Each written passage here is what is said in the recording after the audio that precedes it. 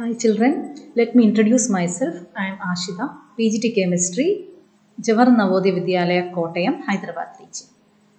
Today I am going to discuss the topic Chemical Kinetics from Part 1 textbook Chapter 4. So before going to this Chemical Kinetics question, let me give some introduction to the topic. The three aspects of chemical reaction. What are the three aspects of chemical reaction? The three aspects of chemical reaction is thermodynamics, equilibrium, and kinetics. So what is thermodynamics? Thermodynamics, we know that only if free energy change is less than 0 or negative, a reaction will be feasible. So thermodynamics will give us whether or explain us whether a reaction is possible or not. At the same time, equilibrium will give us the extent of the reaction. What do you mean by extent of the reaction? Extent means how much the reaction can occur. Up to what extent the reaction can occur. That is equilibrium. And finally, kinetics will give us the rate of the reaction. Kinetics will explain the rate of the reaction. That is whether it has taken more faster or whether it has taken slowly. These are the three aspects of chemical reaction. Now, for an example, for a general example, let me consider an example like this. I have planned to prepare 50 questions today. Whether it is possible for me to prepare it, that is thermodynamics. Now, out of the 50 questions, if I have completed the 50 questions, then the extent of the reaction means it has been completed. But for me, if it is only possible to complete 30 questions, then that is the extent. So either it can be completed or it can be, half can be completed or 70% can be completed. That is explained by equilibrium. And kinetics, this 50 questions I prepared, okay. I have prepared the 50 questions, but whether I have prepared the 50 questions within 1 hour, 2 hours, or whether I have taken 1 day. So if I have taken 1 day means the rate of the reaction is, it has taken more time. So rate of reaction is slow. Okay. So these are the three aspects of chemical reaction. Now types of reaction. Types of reaction, there are three types: slow reaction, fast reaction and moderate reaction. And slow and fast reaction are the two extremes. Slow reaction means very slowly it will take place. That is rusting of iron, then conversion of graphite to diamond. These reactions are very slow. Graphite to diamond or diamond to graphite takes billions of years to occur. Then rusting of iron takes many months to occur. So can we find the rate of the reaction? No, it is not possible. Then fast reaction or very fast reaction means within seconds the reaction occurs. Precipitation reaction. For example, you take silver nitrate solution in one test tube, sodium chloride solution in another test tube. You mix it too. What happens? Precipitate. You will get a white curdy precipitate within seconds. So can we explain the rate of the reaction? It is not possible. Then moderate reaction, hydrolysis of cane sugar, decomposition of hydrogen peroxide, and several other examples are there. We will be discussing many examples of moderate reaction. And moderate reaction means in moderate speed it occurs. That means it will be easier for us to find out the rate of the reaction. We can find out how the changes occurred there. So these are the three types of reactions. Now, the content of this chapter is, we are going to discuss mainly three aspects: concentration as a function of time, rate as a function of time, and concentration and factors affecting rate. Concentration as a function of time, rate as a function of time and concentration, factors affecting rate. Now, first of all, we will discuss what is chemical kinetics. What is the definition of chemical kinetics? Study of reaction rates and their mechanisms. That is how fast the reaction occurred or how slow the reaction occurs. The study of that is called chemical kinetics, and also how, through which path it has been produced, what is the mechanism, how it is formed, how the product is formed, how the reaction has occurred. That is called the mechanism, the path through which that product is formed. So that also can be explained by chemical kinetics. Then this reaction rate means what? In chemistry, what is the rate of a chemical reaction? Rate of a chemical reaction means change in concentration of either reactant or product per unit time. That is, whether the reactant or product you are taking Reactant concentration, what happens as time goes on, what happens to the change in the concentration of the reactant? What happens in the product change? That is called rate of a chemical reaction. And the unit is mole per liter per second. It is because we know concentration unit is mole per liter. Time unit is second. So concentration by time means it will be mole per liter per second. Now, next is for an example, a reactant giving product reaction. Change in concentration of the reactant means final reactant concentration minus initial concentration. Change in product concentration means final minus initial concentration. And change in time, if you take T2 minus T1 and the square bracket denotes molar concentration, then rate of the reaction can be expressed like minus delta R by delta T is equal to delta P by delta T. Change in concentration of the reactant by time or change in concentration of product by time. And here the negative sign we are putting because as time goes on, what happens to the concentration of the reactant? It is decreasing. Because of that, we are putting a negative sign. Then again, that is again explained, A giving B, the same like R giving B, minus dA by dt will be the rate of disappearance of A. Rate of formation of B will be dB by dt, where dA is a change in concentration of A. dA is negative, then dB changes in concentration of B over time dt. Now this is a graphical representation, concentration versus time. A giving B, as time goes, as time is increasing, the concentration of the reactant is decreasing. As time goes on, what happens to the product concentration? It is increasing. Now rate of reaction, there are two types of rate of reaction, average rate and instantaneous rate. So what is average rate? It is a total change in the concentration of reactant or product by elapsed time. It is denoted by delta X by delta T. But what is instantaneous rate? Change in concentration of the reactant or product at particular instant of time. At one particular instant when you find out, that is called instantaneous rate. Then the graphical representation for this is in terms of reactants and the second graph is in terms of the product. Here instantaneous reaction means at any particular instant of time. Here this time T is given. And here we have plotted the concentration of the reactants. We have plotted the concentration of the reactants. As time goes on, the reactant concentration decreases. So here time T at one particular time interval, I am intersecting here a point. And you can draw a slope for this. And the difference in the time and difference in the concentration will give us instantaneous rate of the reaction. While average rate means at two time intervals, T1 you find the rate, T2 you find the rate. The difference in the rate and difference in time, that when you divide you will get the average rate. So that is how average rate and instantaneous rate is explained.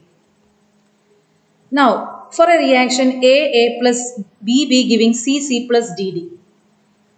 Here A, B, C, D, that small a, small letter B, small letter C and small letter D, they are called stoichiometric coefficients. In such a case, rate of reaction will be written like this.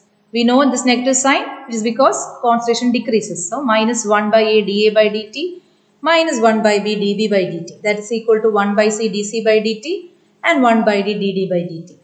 Why we are writing this 1 by A, 1 by B? It is because rate of reaction, it should be same in terms of all the reactants and all the products. So, if you are not writing this stoichiometric coefficient, then the rate of the reaction will be different in terms of different reactants and different products. So for that, to get the same answer, the rate of reaction must be same. For that, we will divide the stoichiometric coefficient of each reactant and each product, so that the rate of the reaction will be same for all the reactants and all the products. So this is how we are writing the rate of the reaction in terms of reactant and product. Examples are given. 2HI giving H2 plus I2. Rate will be 1 by 2 dHI by dt, dH2 by dt, di2 by dt. The same manner for ammonia also given. Rate of the reaction is dN2 by dt, dH2 by dt. And here you can see the negative sign for the reactants, positive sign for the product.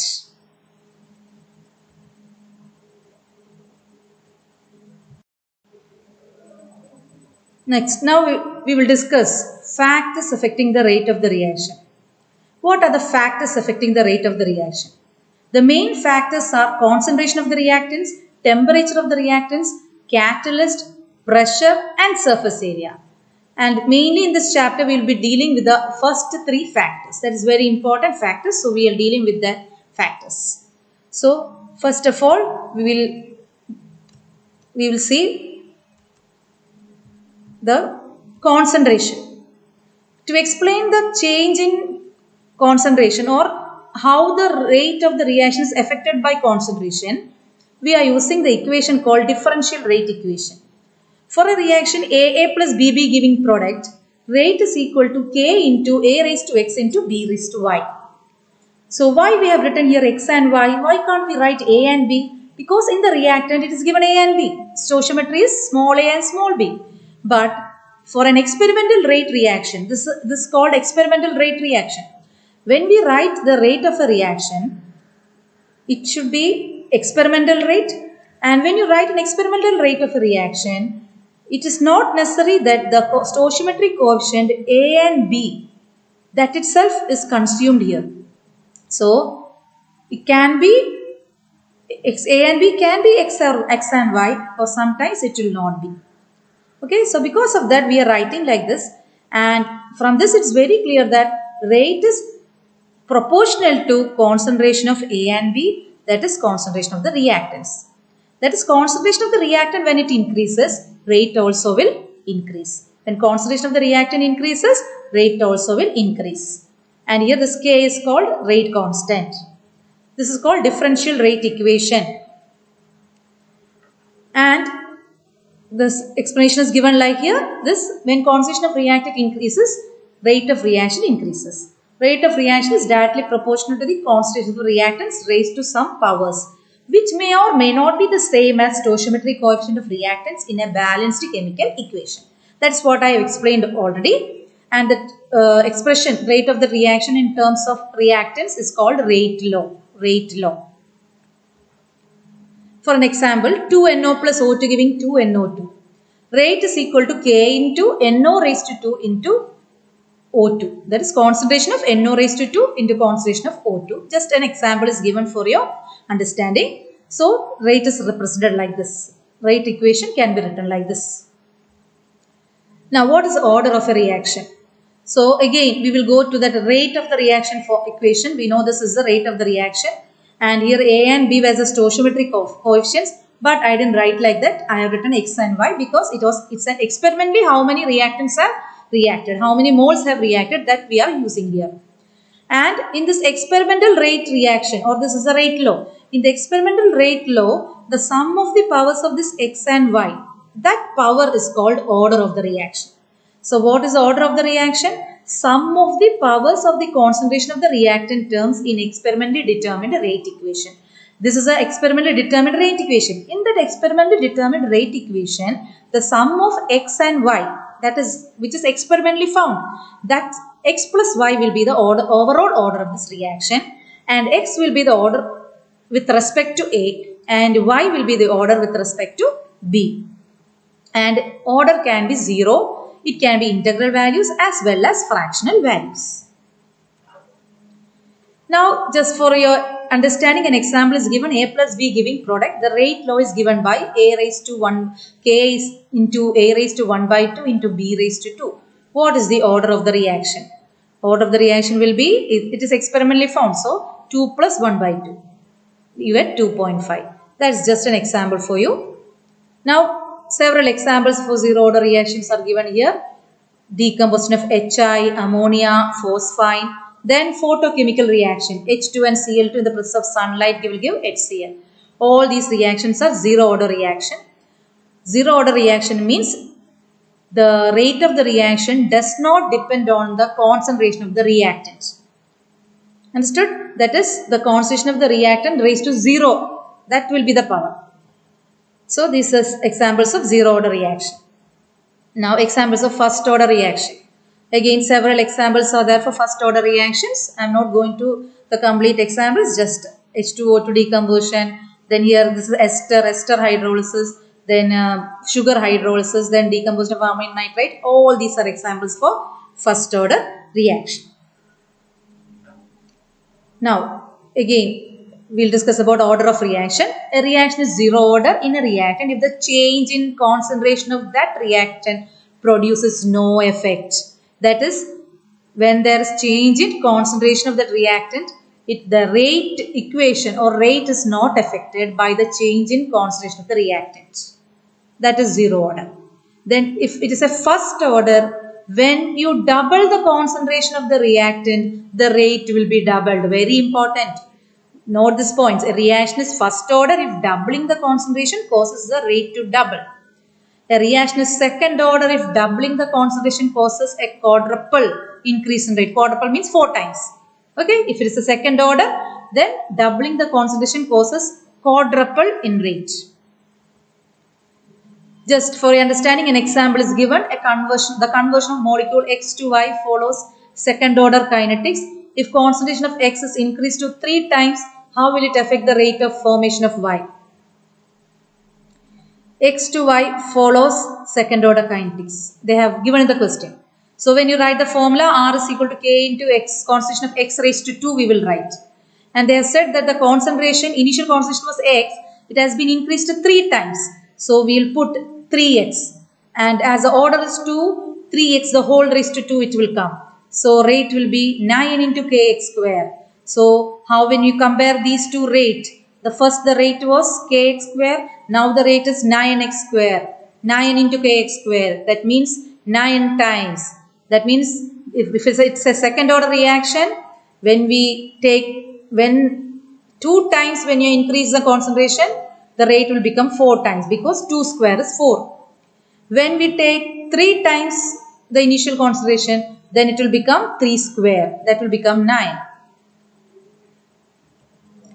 Now unit of rate constant. For a general reaction A plus BB giving CC plus DD, we can write the K. K is equal to rate by A raised to X into B raised to Y. What is rate unit? Already we discussed. Rate unit is actually concentration by time. So its unit will be mole per liter. Then these two are the reactant concentration. Both together we can take as N. So concentration raised to 1, concentration raised to N. So mole per liter raised to 1 minus N. Concentration raised to 1, concentration raised to N. So mole per liter raised to 1 minus N. And by time means per second. So mole per liter raised to 1 minus N per second.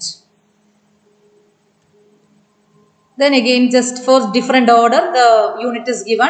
The general expression is given at the top. So here N, this is the order. If this order is 0, then unit will be mole per liter per second. If the N order is 1, then the unit will be per second. Then when N is 2, the unit will be per mole liter per second. Now a question for you. Identify order of the reaction if the units of its rate constant are given. Just see, by knowing only the unit you can say which order it is. Just see here, mole per liter per second. They have written like this, but for confusion, but you can read mole per liter per second. So that is zero order unit. Rate constant unit it is. Here, per mole liter per second. That is second order unit. Okay. Now what is molecularity? Molecularity of reaction is simply the number of reacting species involved in an elementary reaction which must collide simultaneously. That is here, this is a reaction. Here 1 molecule, so molecularity is 1. Here 2 molecules, so molecularity 2 called bimolecular. 3 molecules, so molecularity is trimolecular. So what is an elementary reaction? The elementary reactions are those which complete in one step, only one step, in a single step. So this is one elementary reaction, this is another elementary reaction. Then bimolecular reactions involve simultaneous collision between 2 species. That is how the product is formed. In bimolecular reactions, 2 molecules will be there, they collide with each other. Then trimolecular, termolecular reactions, again there also collisions occur. But more than 3 molecules collision is rare because the chance of collision and reaction of more than 3 molecules at a time is very less. The molecularity greater than 3 is rare. Molecularity greater than 3 is rare.